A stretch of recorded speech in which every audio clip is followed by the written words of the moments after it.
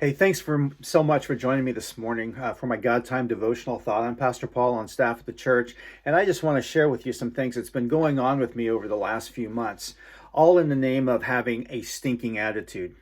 During these past several months, I have felt my attitude becoming negative, moving towards a poor me. I found myself focusing more on what I don't like about life. I've cried out to God, and God, help me. I've let him know that I'm not happy with the circumstances at hand and all these restrictions. If I have one more person tell me that this may be our new norm, I'm just going to vomit on them. Oh, man, what a tough time. So for our God time this morning, I just want to share with you how I got out of this funk and back on solid ground with my Lord and Savior. And maybe you can identify with some of these feelings as well. So I hope this is helpful. You see, what was happening to me is what I found in Romans 8. This chapter talks about how to live in the Spirit. The Apostle Paul tells us to not live according to the sinful nature, but we need to live in the Spirit.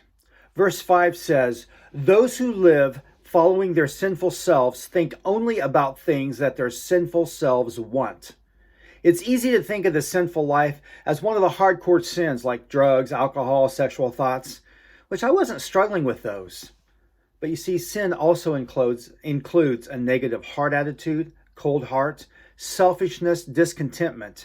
During this time of the pandemic, I felt helpless and restricted. These past few months have been extremely difficult for extroverts, having to be confined to the house, the yard, and limited businesses. I was void of getting my energy from people, and I felt closed off. This started to be reflected in my attitude, the stinking attitude. I started to feel empty inside because of the chaos and restrictions going on all around me. You see, extroverts rely on their environment, and that had been completely changed. I started to get this stinky attitude and became discontent in my circumstances. Can you relate? This week I was talking to a lady, and she was sharing with me how she felt empty inside, and she just felt very distant from God. She was frustrated because her attitude towards herself was negative. Her attitude towards her husband was negative, and her attitude towards God was becoming negative as she felt her heart and prayer growing cold. The Apostle Paul says, when we follow our sinful thoughts and take our eyes off of God, then our life starts smelling of dirty, rotten sin. We focus on ourselves and we see the world through sinful eyes instead of God's eyes. We realize that we've been lazy in our time with God, and the events that we relied on, like attending worship, maybe a Bible study, or even fellowship with other believers, all of that had been taken away from us, just gone.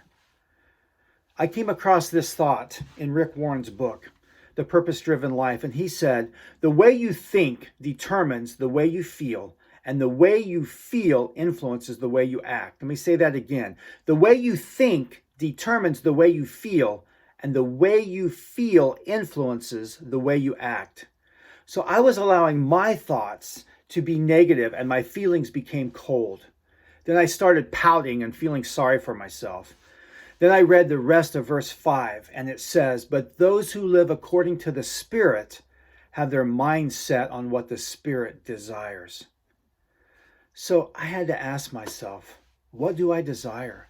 If I desire God, then I need to set my mind on God. How do I do that? The answer comes in 1 Corinthians 2:16. Ask the question, who has known the mind of Christ so as to instruct him? But we have the mind of Christ. If I have the mind of Christ, then that should produce godly feelings in me and a right attitude. If you've been feeling spiritually empty, giving in to sinful desires, growing cold towards God, maybe frustrated that he's not answering your prayers, then I want to encourage you to pursue him and get to know the mind of Christ. How do we do this? We do this by spending time with God, reading his word, praying, just talking to him. Get to know his heart.